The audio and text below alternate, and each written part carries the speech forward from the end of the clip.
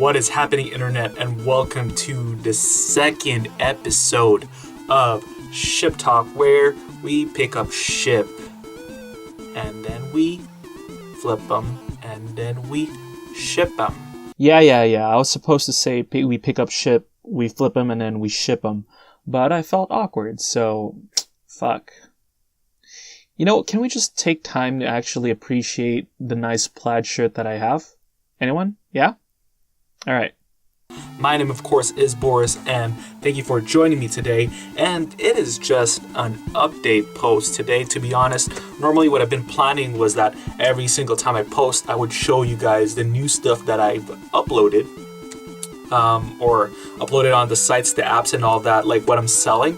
Unfortunately, the past few days, I didn't really have any to upload yet. Trust me, I have a whole rack of clothes and stuff that's out there that's just ready to be taken a picture of and posted online. It's just I had a lot of things going on.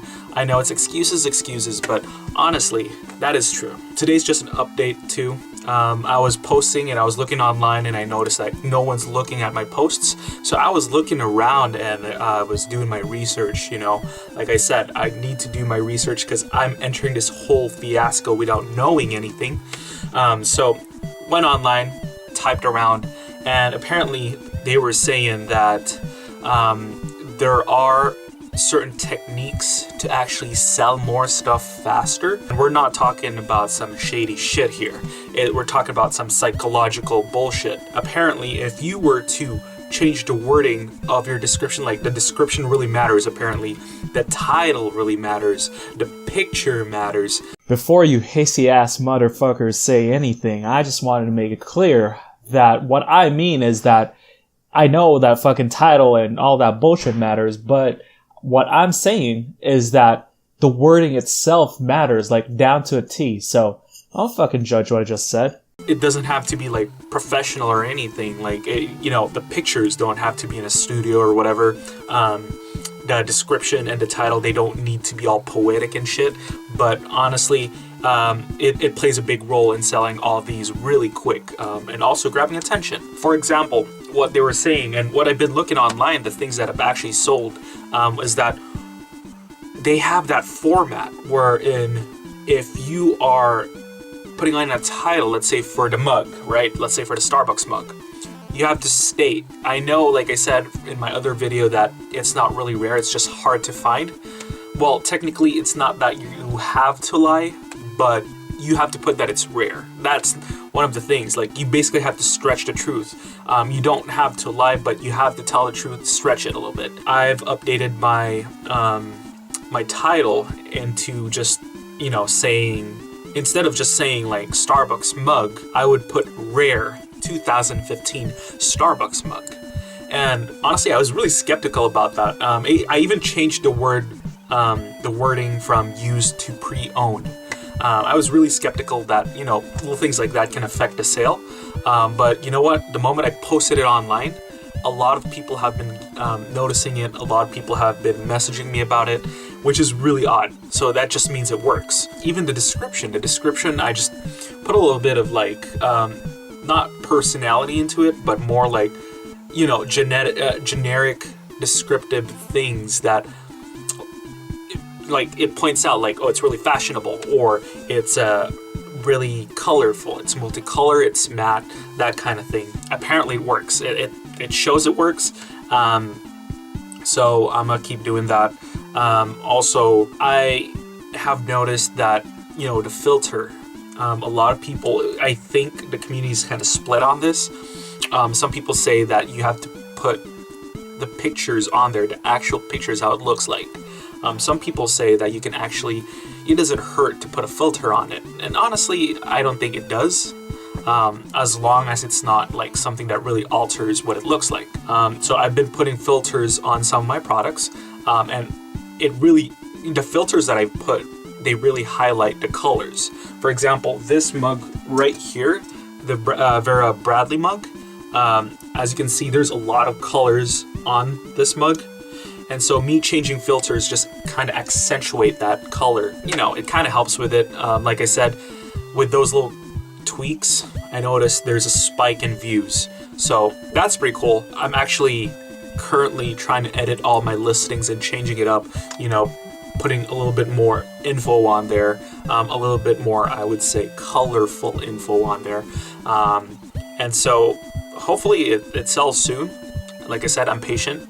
I want to get the best price, but I also want to keep the inventory moving. Also, another thing that I've learned just looking online, they were saying that it's actually advisable to not set your price too low. Remember how I said in the first episode wherein you're supposed to, what I've been doing was that I've been finding the highest priced item and then finding the lowest priced item and then finding my middle ground on it. So that's true. That's 80% true. So apparently what's effective too is that you shouldn't go all the way in the middle, just flat out in the middle. It actually does good for the sale if you are to list it on the higher side of it. It has that psychological effect on people. It makes them think oh, this isn't junk. This is worth something and I want this thing. You sell that, I guess, that fear of them not having a cool, luxurious, top-of-the-line item, by saying that it's rare, or by what I mean is that when you say it's rare, it's worth the higher price, basically. So that's another thing I picked up online. A lot of people have been doing that little tactic, and I've yet to actually try it. Honestly, I've raised some of my prices.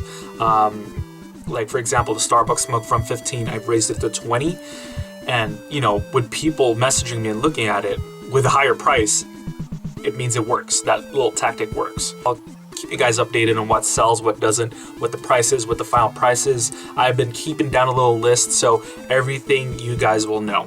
And once I have the list stabilized, honestly, I kind of want to put it online. That way you guys can see the pricing, the date it was posted, the info that I have.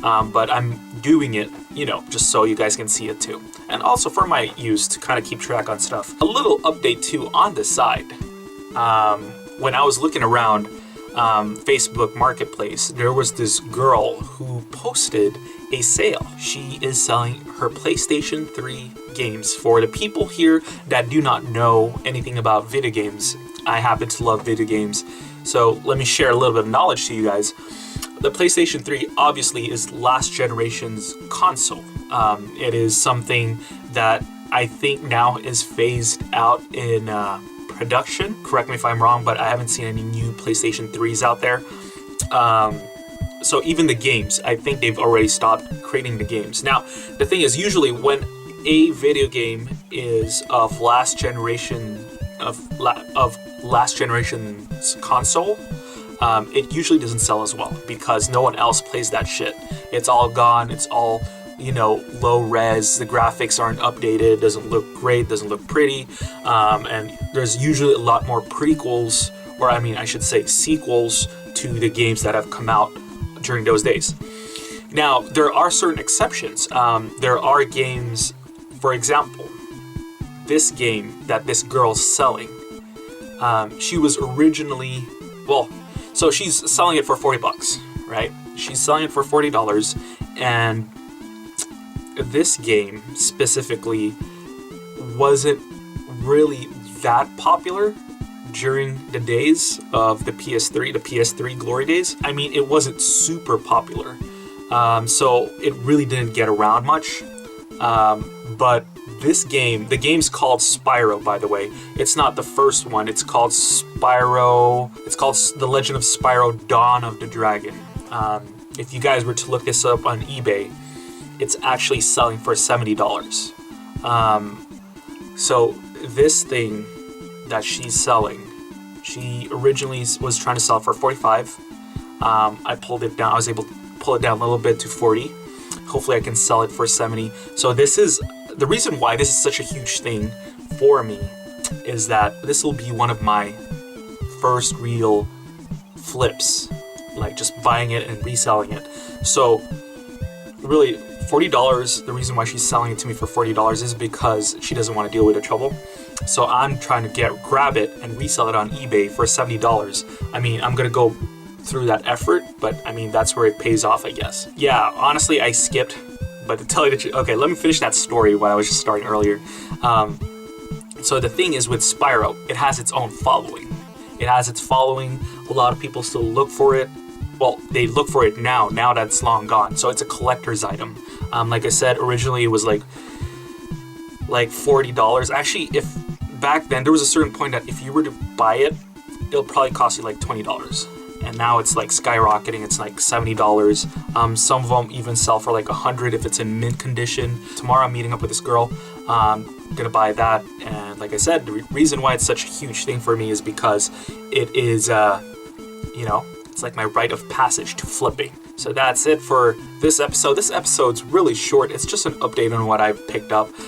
You guys will notice my episodes aren't going to be all about like what I'm going to be selling online or how much I made. Sometimes it's an update. Don't forget, this channel is something, it's more of an educational channel than a flipping channel. I mean, right now I have a series of videos that are about flipping, but it's about actually teaching you. So, let's stay tuned. If you want to learn with me, definitely. There's a lot of information here I'm learning. So stay tuned. Like and subscribe. Ring that bell. Ringing that bell basically notifies you if I'm posting new stuff. I'll try to post a couple of videos every week, so definitely check it out. Also, connect with me over at social media. I'm on Facebook, YouTube, of course, Instagram, Snapchat, and Twitter. And again, always remember, always inspired to adapt. And I'll see you guys later. Thank you so much for checking out this video. Bye.